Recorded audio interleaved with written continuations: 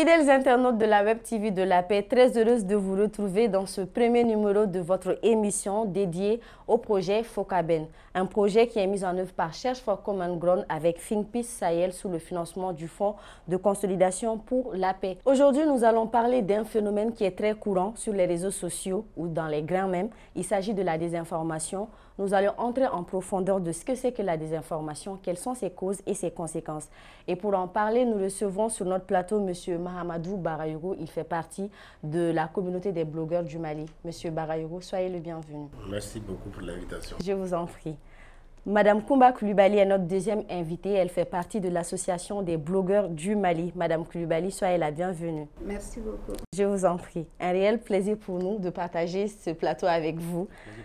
Alors, Monsieur Barayogo, qu'est-ce que la désinformation déjà? Déjà, la désinformation, comme son nom l'indique, c'est toute information qui n'est pas claire, qui n'est pas réelle, qui est sortie de son contexte.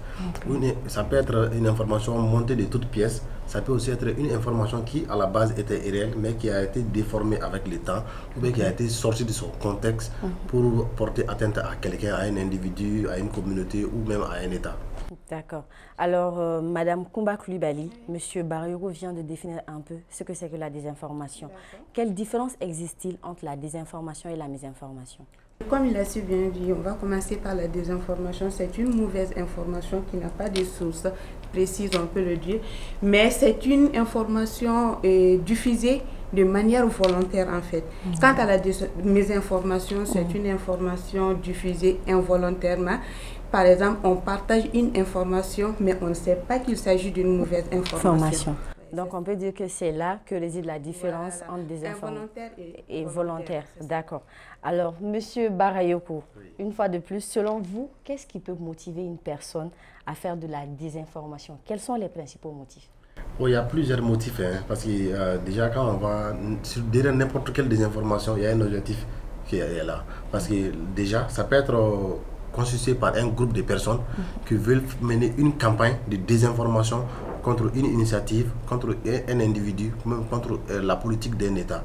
Donc ils constituent ces groupes-là, donc ils fabriquent les messages, les journaux, tout, et ils balancent via les réseaux sociaux ou bien via d'autres canaux d'information. Mais ça peut aussi être à titre personnel. Parfois, il y a des gens qui ont juste besoin d'avoir trop de likes sur les réseaux sociaux, qui ont besoin de trop de followers. Comme on assiste maintenant. Actuellement. Et donc maintenant, ces gens-là créent des informations qui ne sont pas fondées, mais sur la base de ce que les gens aiment entendre. Donc, et ils partagent ça sur les réseaux sociaux. Et vous allez voir que les gens, parce que nous, Maliens lambda, nous sommes vraiment trop intéressés par certains types d'informations, surtout qui sont en rapport avec la politique, la sécurité, ou soit même souvent sur les informations personnelles. Donc les gens viennent là-dessus. Donc pour ça, il y a pour moi, c'est quelques motifs qui poussent les gens vraiment à faire de la désinformation. D'accord. Alors ça, ce sont les motifs qui poussent les Maliens lambda à faire de la désinformation, on peut dire. Mais il y a un autre aspect qui sont les hommes de médias, dont les blogueurs en font partie, les journalistes qui partagent aussi des informations qui ne sont pas vérifiées sur les réseaux sociaux. Alors, Madame Koumba Koulibaly, comment les hommes de médias peuvent-ils involontairement contribuer à la désinformation? Tu as déjà dit involontairement contribuer à la désinformation. En fait, parfois maintenant, le fait que tout le monde a le téléphone et a la possibilité de monter facilement sur les réseaux sociaux. Donc, cela a facilité et beaucoup de gens sont devenus des journalistes. Et les journalistes même oublient en quelque sorte, ou bien les blogueurs oublient en quelque sorte le devoir qu'ils ont à faire en fait. On doit chercher, pour publier, avant de diffuser une information, on doit se renseigner, on doit couper l'information, on doit faire des recherches, recouper en plusieurs parties en fait. Donc avant de diffuser l'information, il faut chercher à vérifier l'information.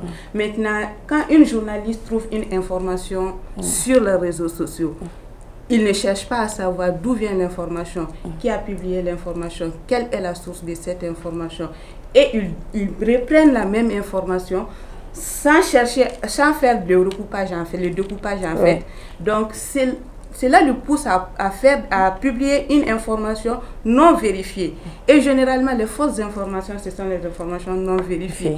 Donc les journalistes partagent les informations involontairement. Donc, ça, on peut considérer ça comme la mésinformation. Mais ça sera vraiment une erreur de la part des journalistes et les blogueurs parce que leur rôle, c'est de vérifier. Justement, dans ce sens-là, quelle solution vous proposez ou quel conseil vous avez à donner à vos pairs blogueurs ou journalistes dans ce sens? Vérifier toujours l'information. Quand on voit une information sur les réseaux sociaux, pas uniquement les journalistes et les blogueurs, qu'on soit journaliste, blogueur, citoyen lambda ou pas, avant de publier ou diffuser une information ou partager même une information, il faut chercher à vérifier d'où vient l'information, qui a publié l'information, quelle est la source. Ça vient de qui? Il faut chercher, il faut toujours douter de l'information. Merci beaucoup, Madame Coulibaly. Alors, Monsieur Barayogo, je me tourne vers vous. Vous êtes un blogueur, vous êtes très connu sur les réseaux sociaux. Beaucoup vous connaissent sous le nom de Tony Star. Alors, quel rôle jouent les réseaux sociaux dans la propagation de la désinformation? Bien avant de répondre à votre question, je voudrais juste ajouter une petite phrase. Oui, allez-y, rapidement. En fait, je demanderais juste aux collègues blogueurs et journalistes vraiment d'arrêter la quête des scoops. Tout le monde veut publier l'information en premier. Donc, il faut vraiment prendre ce temps de faire ce que Kouma l'a dit, c'est-à-dire de découper, de vérifier toujours avant de publier, avant de partager. La quête des scoops, ça peut être bien, mais si vous ne le faites pas de manière professionnelle, donc quand ça tombe contre vous, ça va jouer sur la réputation de la personne qui l'a fait. Et sur l'organe de médias même. Voilà, qui peut nuire l'image de l'organe et l'image du journaliste ou du blogueur qui l'a fait. Voilà. Donc je vais revenir à ce que vous m'avez demandé par rapport aux réseaux sociaux. Les réseaux sociaux aujourd'hui sont devenus incontournables au fait. Les enfants, les jeunes, les vieux, tout type de personnes, tout le monde a accès à des réseaux sociaux. Les réseaux sociaux ont vraiment ce côté positif là, c'est-à-dire qui nous permet d'apprendre vite, d'essayer d'être connecté avec le monde. Mais c'est avec ces mêmes canaux que les informations, les désinformations sont directement partagées instantanément. Parce que, comme je l'ai dit, les gens aiment les scoops, les citoyens lambda, tout. Quand les gens voient une information qui les concerne, sans vérifier, ça donne tout de suite à partager. Surtout chez nous ici. Si c'est en français, ils vont prendre ça, traduire dans les langues locales, partager dans les groupes WhatsApp. J'ai vu même des gens, car ça a des affaires. Quand il y a un WhatsApp, il y a des cas, ou il y a un Facebook, des cas. Vous voyez ces trucs-là. Donc c'est comme ça que les réseaux contribuent. Parce qu'il y a ce type de personnes qui pensent que dès que ça vient des réseaux sociaux, c'est vrai. Donc, je pense qu'il faut vraiment, avec le temps, une éducation, amplifier l'éducation aux médias pour que les gens puissent vraiment comprendre ça. D'accord, ça c'est une des solutions que vous proposez dans ce sens. D'accord. Vous qui venez de nous rejoindre, nous vous rappelons que cette émission intervient dans le cadre du projet FOCABEN, un projet qui est mis en œuvre par Search for Common Ground avec FinPeace Sahel sous l'accompagnement financier du Fonds pour la consolidation de la paix. Aujourd'hui, nous parlons de la désinformation, ses causes et ses conséquences. Et nous avons sur notre plateau M. Mamadou Barayogo, il est blogueur, et Mme Koumba Coulibaly, elle est blogueuse aussi. Mme Koumba Coulibaly, je me retourne vers vous.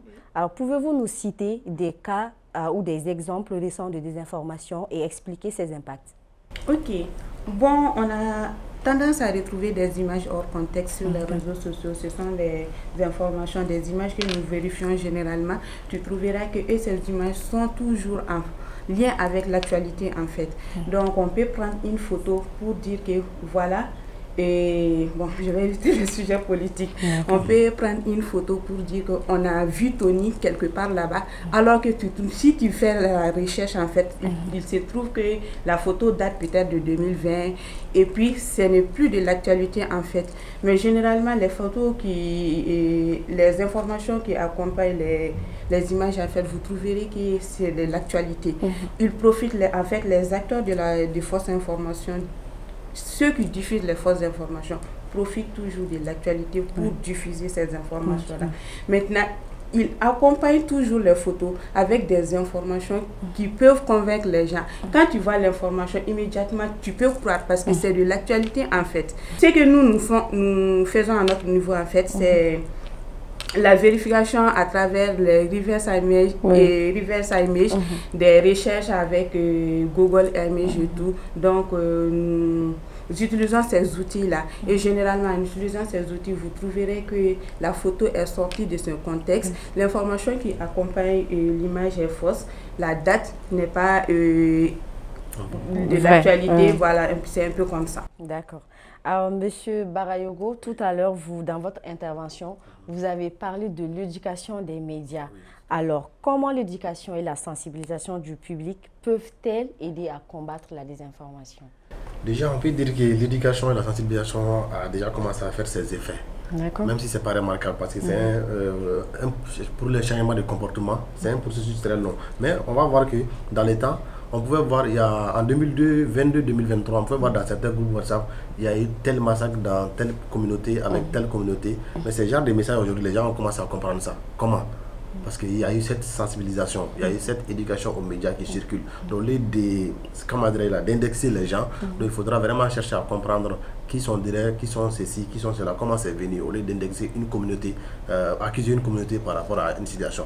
Mais aujourd'hui, l'éducation aux médias peut jouer un très grand rôle, non seulement pour les acteurs, sur les réseaux sociaux surtout. Il faudra sensibiliser tout le monde, que ce soit dans les langues locales, dans les langues, la langue officielle, et aussi être sur le terrain à travers les causeries éducatives, produire des émissions comme vous êtes en train de les faire, mais surtout dans les langues locales également. Donc aller vers les gens, impliquer les gens, vraiment à les faire comprendre. Donc si on fait ça peut-être d'ici quelques années, pas quelques mois, mais d'ici quelques années, c'est qui est sûr, les gens vont comprendre ce que c'est la désinformation, la malinformation, la mésinformation, savoir faire la part des choses, et vraiment, ça pourra aller. Ah, on espère vraiment. Alors, c'est la fin de l'émission, mais bien avant de nous quitter, je vais vous demander à tous les deux de lancer un message à ces personnes qui nous suivent en ce moment sur les conséquences de la désinformation. Je vais commencer avec vous, Madame Coulibaly. D'accord. Les conséquences de la désinformation, elles sont nombreuses. En fait, parce que elle peut inciter à la violence, à des conflits. Elle peut inciter les gens. En fait, elle peut aggraver les tensions entre les ethnies, les tensions politiques et tout. Il peut y avoir des manques de confiance envers les médias, en fait. Donc, la désinformation peut également jouer sur la démocratie. Elle peut vraiment jouer sur les résultats des élections, en fait. Donc, les conséquences de la désinformation sont très graves, en fait. Donc, ce que moi je conseille à notre public, il faut toujours douter de l'information. Une fois que vous recevez une information, demandez-vous, posez-vous la question, est-ce vrai? Ça vient de qui? Doutez toujours de l'information. C'est ce qui va vous pousser, en fait, de chercher à savoir si elle est vraie ou fausse, de vérifier l'information ou bien d'aller vers les personnes qui font des recherches, qui font des vérifications, en fait. Donc, c'est mon conseil. D'accord. Merci, Madame Coulibaly. Monsieur Mamadou Barayogo, votre conseil, dernier mot à l'endroit des personnes qui nous suivent en ce moment. Le conseil que je donne déjà, quand je prends un exemple déjà, quand dans ta famille, ton père te donne de l'argent, tu vérifies toujours le montant. Alors, pourquoi ne pas vérifier l'information? Alors, si je dis aux gens, en fait, quand on vous donne une information, au lieu de la prendre comme l'argent au comptant, dans la même manière dont vous vérifiez l'argent, s'il est vraiment au complet, il faudra vraiment toujours vérifier l'information. Même si ça vient de ton père, ça vient de ta femme, ça vient de ton mari, ça vient de qui que ce soit, dites-vous que cette même personne-là peut se tromper également. Si ça vient du meilleur journaliste du monde, sachez aussi que cette personne peut être induite dans l'erreur. Donc, vérifiez toujours une information avant de la consommer d'abord et surtout avant de la partager. Et surtout, ce que je vais ajouter enfin, et si vous n'êtes pas journaliste, vous n'êtes pas blogueur, vous n'êtes pas professionnel dans les médias, arrêtez de partager des informations. Parce que chacun a son travail à faire. Donc, il doit y avoir des consommateurs, il doit y avoir aussi des producteurs et diffuseurs. Toujours vérifier une information avant de la publier. Douter d'une information sont les derniers mots de nos invités. Il s'agit de Madame Coulibaly. Merci beaucoup à vous d'avoir accepté notre invitation. C'était un plaisir. Je vous en prie. Merci à vous, Monsieur Mamadou Barayogo. Nous vous souhaitons bon vent à tous les deux. Fidèles internautes, c'est la fin de notre émission. Nous vous donnons rendez-vous la semaine prochaine pour un nouveau numéro. Bonne suite de programme à notre compagnie. Think Peace.